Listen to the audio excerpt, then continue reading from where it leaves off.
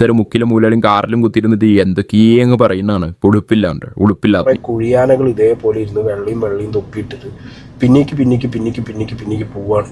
അടുത്തതിനൊക്കെ കൊളുപ്പുണ്ടടാ. ഏറ്റവും വലിയൊരു ചർച്ചാ വിഷയമായി മാറിയിട്ടുള്ള കാര്യമാണ് സൂംബ ഡാൻസ്. നമ്മുടെ വിദ്യാലയങ്ങളിലൊക്കെ ഈ സൂംബ ഡാൻസ് കൊണ്ടുവരുന്നതിന്റെ ഉദ്ദേശം ലഹരിക്ക് അടിമപ്പെടാതിരിക്കാൻ വേണ്ടി ഇത് അവരുടെ മാനസികമായിട്ടുള്ള സ്ട്രെസ് കുറക്കാനൊക്കെ ഇതിനെ വ്യാഖ്യാനിക്കുന്നത്. ഈ സൂംബ ഡാൻസ് കളിച്ചത് കൊണ്ട് കുട്ടികളുടെ ലഹരി ഉപയോഗം നിൽക്കും എന്ന് എന്ത് ഉറപ്പാണുള്ളത്? എത്ര ശതമാനം കുറക്കാൻ പറ്റുന്നെങ്കിൽ ലഹരി ഉപയോഗം തടയാൻ വേണ്ടിയിട്ട് ഇങ്ങനെയുള്ള ഓരോ കലാപരമായിട്ടുള്ള അല്ലെങ്കിൽ കായികപരമായിട്ടുള്ള കാര്യങ്ങൾ കൊണ്ടുവന്നതുകൊണ്ട് മാത്രം ലഹരി ഉപയോഗം നിൽക്കുമോ?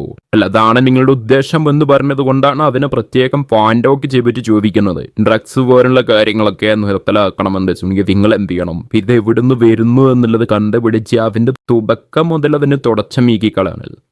സ്കൂൾ വിദ്യാലയങ്ങളിൽ ഇത് എങ്ങനെ എത്തുന്നത്? ഇത് ആര് സപ്ലൈ ചെയ്യുന്നു? അവര് മുഖേന എന്ത് ചെയ്യും? ഇതിന്റെ മുകളിലുള്ള ആൾക്കാരെ പിടിക്കുകയും. കാരണം ഇതൊക്കെ അന്വേഷിച്ച് കണ്ടെത്തുമ്പോൾ മുകളിലുള്ള ആൾക്കാരൊക്കെ ഈ രാഷ്ട്രീയ തലത്തിലുള്ള ആൾക്കാരും ഈ സമൂഹത്തിൽ തന്നെ പ്രമുഖരായിട്ടുള്ള ആളുകളൊക്കെ ആയിരിക്കും ലിസ്റ്റ് വരിക. വലിയ രീതിയിലുള്ള സാമ്പത്തിക ലാഭമാണല്ലോ ഇതിൽ നിന്നൊക്കെ ഉണ്ടാക്കുന്നത്. അപ്പൊ അതൊക്കെ കണ്ണിൽ പൊടിയിടാൻ വേണ്ടിയിട്ട് സൂംബ ഡാൻസ് മറ്റുള്ള കായിക പരിപാടികളൊക്കെ സ്കൂളിൽ കൊണ്ടുവന്ന് കുട്ടികളെ ലഹരിയിൽ നിന്ന് മുക്തനാക്കാൻ വേണ്ടിയിട്ടാണെന്നുള്ള രീതിയിൽ നിങ്ങൾക്ക് പറഞ്ഞ് നടക്കാമെന്നുള്ളത്. സ്കൂളിന്റെ ടൈം കൂട്ടി എന്ത് കാര്യമുണ്ട്? അതിൽ എന്ത് കാര്യമുണ്ട്? ഒരു കാര്യമില്ല. ഉള്ള സമയം നല്ല രീതിയിൽ കുട്ടികൾക്ക് എഡ്യൂക്കേഷൻ കൊടുക്കാൻ പറ്റുമോ? അതിനുള്ള സംവിധാനങ്ങൾ ചെയ്യും. നിങ്ങൾ വേണമെങ്കിൽ ഒരു അരമണിക്കൂർ കുറച്ചോ ക്ലാസ് സ്കൂൾ കുട്ടികളുടെ സമയം ഒരു അരമണിക്കൂർ അല്ലെങ്കിൽ 1 മണിക്കൂർ കുറച്ചോ. പക്ഷെ പഠിക്കുന്ന കുറഞ്ഞ സമയമാണെങ്കിലും പഠിക്കുന്ന സമയത്ത് നല്ല രീതിയിൽ നിങ്ങൾക്ക് എഡ്യൂക്കേഷൻ കൊടുക്കാൻ പറ്റുന്നുണ്ടല്ലോ നോക്കുക. ഒരു മുറ്റത്തിറങ്ങട്ടെ, ചെടിയിൽ കളിക്കണം, പാടത്തോടി കളിക്കണം, മഴയത്ത് തുള്ളി കളിക്കണം. എങ്കിലും അവരുടെ മാനസിക രീതിയിലുള്ള വളർച്ചയും ഉണ്ടാവുള്ളൂ. അതിനും സ്കൂളിന്റെ സമയം ഒരുപാട് കൂട്ടിയിട്ട് കാര്യമില്ല. സ്കൂളിൽ പോയാലും പഠിക്കുക, വീട്ടിൽ വന്നാലും ട്യൂഷന് പോവുക, ട്യൂഷന് പോയിട്ട് തിരിച്ച് വീട്ടിൽ വന്നാലും വീണ്ടും കുട്ടികൾ ഉറങ്ങുന്നതിന് തൊട്ട് മുമ്പ് വരെ പഠിക്കുക തന്നെ. മറ്റുള്ള സ്പോർട്സിലും കാര്യങ്ങൾക്കൊക്കെ കുട്ടികൾക്ക് അതിന് വേണ്ടിയുള്ള സമയം കൊടുക്കുക. നിങ്ങൾ സൂംബ ഡാൻസ് കൊടുന്നു. ഒരു ഭാഗം സൂംബ ഡാൻസ് എന്തിനാണ് സ്കൂളിൽ കൊണ്ടുവരുന്നത് എന്നുള്ളതിന്റെ വ്യക്തതയില്ലാത്തതിന്റെ വിമർശനം. മറ്റൊരു വിഭാഗം സൂംബ ഡാൻസ് കളിക്കുന്നവരുടെ വസ്ത്രധാരണത്തെ കുറിച്ചിട്ടുള്ള പ്രശ്നം, ആണും പെണ്ണും ഇടകലർന്ന് കളിക്കുന്നതിന്റെ പ്രശ്നം. അതിന്റെ ഇടക്ക് സീക്രട്ട് അജന്റിൽ ഒരു വീഡിയോ ആണ്. പെണ്ണിന്റെ ദേഹം ആണ് കണ്ടു കഴിഞ്ഞാൽ പ്രശ്നമാണ്. ട്രൗസർ, ബനി എന്നൊക്കെയാണ് ഇവരുടെ വസ്ത്രധാരണവും സ്ത്രീ ശരീരവും. ഇതാണ് ഇവരുടെ മെയിൻ കൺസേൺ. പിന്നെ ആണും പെണ്ണുമുള്ള ഇടകലരൻ ഇതിന്റെ മുകളിലൊക്കെയാണ് ഈ തൊപ്പിയും വെള്ളയിട്ടിട്ട് ഒരു പേരേന്ന് മറ്റേ പേരേക്ക് ബിരിയാണിയും തിന്ന് ഇനോവയിലും മറ്റേ ഹൈക്രോസിലൊക്കെ നടക്കുമ്പോൾ ഞമ്മക്ക് എന്ത് ജുംബാന്ന് പറയും. ആ ടീമാണ് ഇതൊക്കെ. ഇവിടെ കുറെ കുഴിയാനകൾ ഇതേപോലെ ഇരുന്ന് വെള്ളയും തൊപ്പിയിട്ടിട്ട് പിന്നേക്ക് പോവാണ്.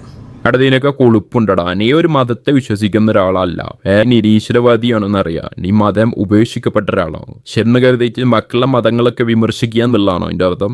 ഇസ്ലാം മത നിയമപ്രകാരം ആണും പെണ്ണും കൂടി ഇടകലർന്നിട്ടുള്ള കലാപരിപാടികളൊന്നും, അതായത് അന്യ പുരുഷനും അന്യ സ്ത്രീയും തമ്മിലുള്ള ഇടകലർന്നയായാലും അത് ഇസ്ലാം അനുവദനീയമല്ല എന്നുള്ള നിയമമാണ് അവരെ ചൂണ്ടിക്കാണ്. അത് സ്വീകരിക്കേണ്ടത് സ്വീകരിക്കാം. മതം മുറുകെ പിടിച്ച് മതത്തിന്റെ നിയമങ്ങൾ അനുസരിച്ച് ജീവിക്കുന്ന ആൾക്കാർക്ക് എന്ത് ചെയ്യാം? അതനുസരിച്ച് ജീവിക്കാം എന്ന് കരുതി മറ്റുള്ളവരെ അതും അനുസരിക്കണം എന്ന് പറഞ്ഞ് വാശി പിടിക്കുന്നില്ല ഒരു മതവും. അത് ഹിന്ദു മതമായാലും ക്രിസ്ത്യൻ മതമായാലും ജൂത മതമായാലും ഏത് മതമായാലും മുസ്ലിം മതമായാലും ശരി, അവരുടെ നിയമങ്ങൾ ഉണ്ടാവും. ആ മതത്തിനൊക്കെ അതിൻ്റെതായ നിയമങ്ങൾ ഉണ്ടാവും. ഇനി ഒരു മതത്തെക്കുറിച്ച് വിമർശിക്കുമ്പോൾ ആദ്യം ആ മതത്തെക്കുറിച്ച് പഠിക്കുക. എനിക്ക് ഇസ്ലാമിന്റെ നിയമങ്ങളെ കുറിച്ചിട്ട് അറിയില്ല. അതുകൊണ്ടാണ് നീ എന്ത് ചെയ്യുന്നത്? അതിനെ വിമർശിക്കുന്നത്. അതിനി ഹിന്ദു മതമായാലും ഏത് മതമായാലും ഇനി അതിനാ മതങ്ങളെ കുറിച്ചിട്ട് വിമർശിക്കാൻ എനിക്ക് 100 നാവാണ്. ഇതിന്റെ പല വീഡിയോകളിലും ഏറ്റവും കൂടുതൽ എടുക്കാനും അതിനെ കുറിച്ചിട്ട് ട്രോളാനൊക്കെ ഏറ്റവും ഇഷ്ടം മതങ്ങളെ കുറിച്ചുള്ള വീഡിയോ ആണ്. പലതിനും നിന്റെ വീഡിയോ എടുത്ത് പരിശോധിച്ച് നോക്കിയാൽ കാണാം. അപ്പൊ കൂടുതൽ റീച്ചിന് വേണ്ടിയിട്ടായിരിക്കും ഇങ്ങനെയുള്ള കണ്ടന്റുകൾ എടുത്തിടുന്നത്. ഇപ്പോഴും ചോദിക്കുന്നു ഉളുപ്പുണ്ടോ എന്ന് തന്നെ ചോദിക്കുന്നു. പച്ച മലയാളത്തിൽ തന്നെ ചോദിക്കും. നീ ആദ്യം പഠിക്കുക, പഠിച്ചതിന് ശേഷം എതിർക്കുക.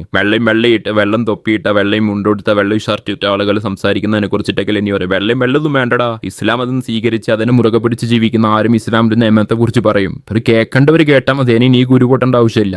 സൂംബ ഡാൻസ് കൊണ്ടുവരണോണ്ട് യാതൊരു കുഴപ്പമില്ല. പക്ഷെ അത് ലഹരി വിരുദ്ധമാക്കാൻ വേണ്ടിയിട്ടാണെന്ന് പറയുമ്പോൾ അതിന് വിമർശനം ഉണ്ടാവും. പിന്നെ ഈ സൂംബ ഡാൻസ് കൊണ്ട് കുട്ടികൾക്ക് എന്താണ് ബെനിഫിറ്റ് എന്നുള്ളത് വിലയിരുത്തേണ്ട കാര്യം തന്നെയാണ്. സ്കൂൾ നിയമങ്ങളിൽ എന്തെങ്കിലും കൊണ്ടുവരുമ്പോൾ അത് ശരിയായ രീതിയിൽ അനലൈസ് ചെയ്ത് അതുകൊണ്ട് എന്താണ് കുട്ടികൾക്ക് ഉപകാരം എന്നുള്ളത് തീർച്ചയായിട്ടും വിശകലനം ചെയ്യേണ്ട കാര്യം തന്നെയാണ്. അതിനെ കുറിച്ചിട്ടാണ് സംസാരിക്കുന്നത്. ഇവിടെ ഓരോരുത്തരും മുക്കിലും മൂലയിലും കാറിലും കുത്തിയിരുന്നിട്ട് എന്തൊക്കെയങ്ങ് പറയുന്നതാണ്. ഉളുപ്പില്ല. നിങ്ങളുടെ അഭിപ്രായം പറയാം. എല്ലാവർക്കും അഭിപ്രായ സ്വാതന്ത്ര്യമുണ്ടല്ലോ. അപ്പൊ അടുത്ത നല്ലൊരു വീഡിയോ